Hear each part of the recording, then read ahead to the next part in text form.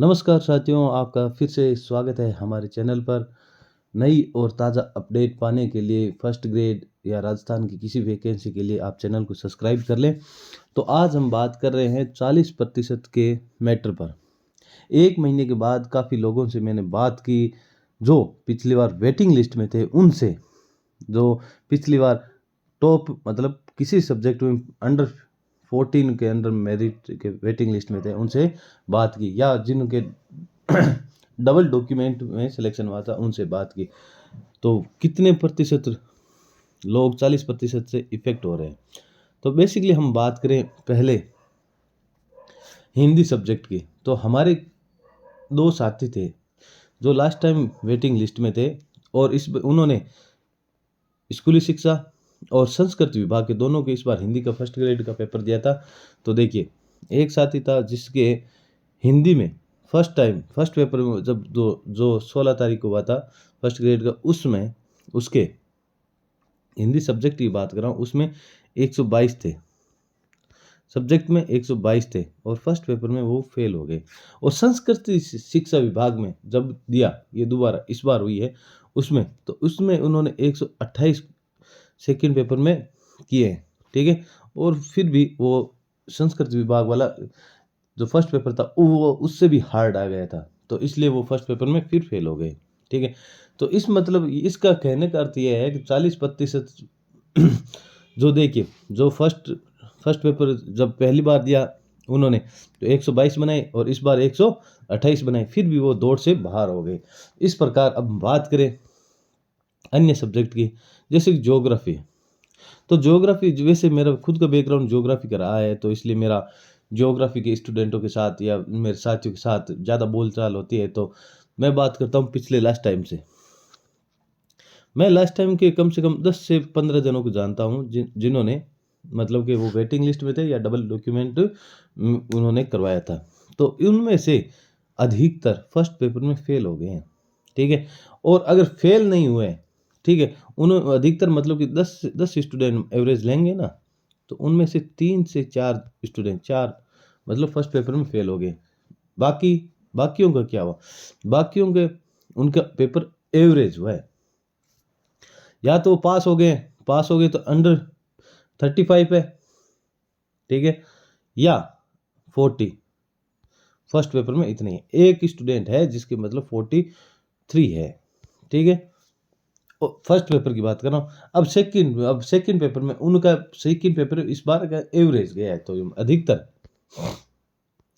जिनका अधिकतम स्कोर है, जो लास्ट टाइम वेटिंग लिस्ट में थे उनका अधिकतम स्कोर है, जिसके उसके मैं बता रहा हूँ 286 नंबर है, 286 नंबर है। लेकिन जो फर्स्ट पेपर में फेल हुए थे उनमें एक के मतलब 117, एक के 112, एक के शायद तक 108 थे शायद।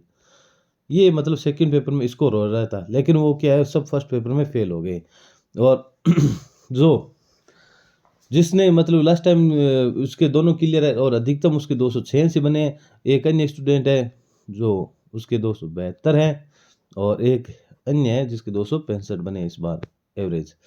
तो इस प्रकार मैं आपको बता देता हूँ। तो इसका कहने का मेरा इस वीडियो को बनाने का उद्देश्य यह है कि क्या वास्तव में रियल में प्रभावित कर रहा है। तो मैं, हाँ, फर्स्ट पेपर में मान लो ज्योग्राफी के लें तो कम से कम आप ऐसे मान सकते हो, जो बंदे जो पेपर के सेकंड पेपर के बलबूते मत पर अपने सिलेक्शन करवा सकते थे, वो ऐसे स्टूडेंट कम से कम 70 से 80 कैंडिडेट हैं, ठीक है। जिनका 70 से 80 कैंडिडेट क्या है, जिनका मतलब सेकंड पेपर में 100 प्लस है, 100 प्लस क्वेश्चन है, 100 प्लस क्वेश्चन है, लेकिन वो फर्स्ट पेपर में फेल है। 70 से 80 कैंडिडेट, 100 प्लस नहीं तो आप 105 प्लस सही है उनके, ठीक है। तो ऐसे 105 क्वेश्चन सही है, फर्स्ट पेपर में कट पीट कर 105 बच रहे हैं, लेकिन फर्स्ट पेपर में वो फेल हो रहे हैं। तो इस आधार पर वो मतलब 70-80 कैंडिडेट बाहर हो गए। तो 70-80 कैंडिडेट बाहर होने का अर्थ है कि ज्योग्राफी में 70-80 के मतलब सीटें आप अधिक मान लो, ठीक है। मान लो कि एक नॉर्मली बात करें कि कितनी मेरिट जाएगी, तो पहले हम निकालते थे मान लो कि 793 सीटों की निकालने, तो लेकिन अब आप मान लो एवरेज, क्योंकि 70-80 ये बाहर हो गए, तो अब थोड़ा वो ये रिलैक्स मिल जाएगा आपको, ठीक है। इस आधार पर बच्चों के काफ़ी कम नंबर बन रहे हैं। तो जो मतलब किसी सब्जेक्ट का मान लो पेपर थोड़ा-सा हल्का आया है, मतलब सेकंड पेपर, तो वो फर्स्ट पेपर की चपेट में आ गया है। तो इस आधार पर लास्ट टाइम से जो मेरिट थे हिंदी की, वो किसी हालत में अधिक नहीं जाएगी। तो लास्ट टाइम हिंदी की मेरिट में वो सेम ही रहेगी 290 के आसपास जनरल की। और ज्योग्राफी की हम बात करें, जो जो ये तो जनरल की, और बाकी एवरेज निकाल लेना ये हिंदी सब्जेक्ट की। बाकी बात करें ज्योग्राफी की, तो ज्योग्राफी क्या है कि जनरल की बात करें तो जनरल की लगभग 265 से 70 तक, 70 जनरल की बात कर लेते हैं, ये है जनरल की।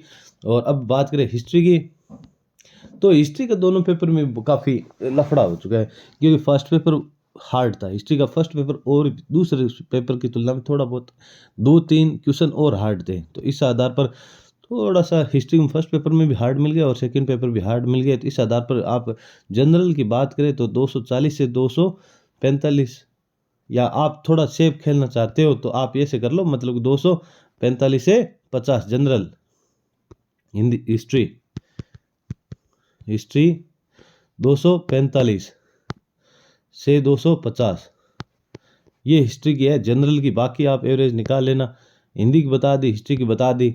अब बात करते हैं पॉलिटिकल साइंस में, मतलब फर्स्ट पेपर तो हार्ड था ही, लेकिन इसके साथ सेकंड पेपर सबसे हार्ड आ गया। तो इसके मतलब जनरल की मतलब 220 ये मैक्सिमम है। 220 मतलब कि इससे मतलब 5-7-10 क्वेश्चन नंबर कम ही होंगे पॉलिटिकल साइंस के, इससे अधिक किसी हालत में नहीं होंगे।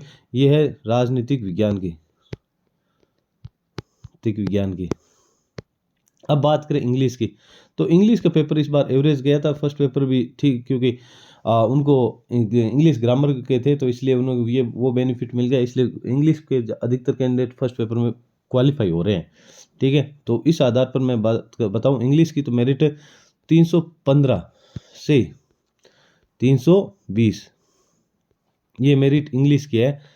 इंग्लिश 5-7 नंबर और बढ़ सकती है इंग्लिश में, बढ़ तो नहीं, 320 तो लास्ट है, बस ये मान लो।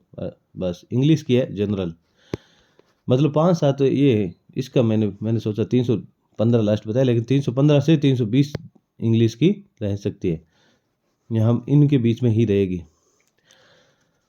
अब बात करें मैथ की, मैथ में जिन्होंने दोनों पेपर में 40% स्कोर किया है, तो वो क्वालिफाई होंगे श्योर इजीली, क्योंकि फर्स्ट पेपर तो इजीली क्वालिफाई हो जाएगा, क्योंकि ये उनका फर्स्ट दिन था।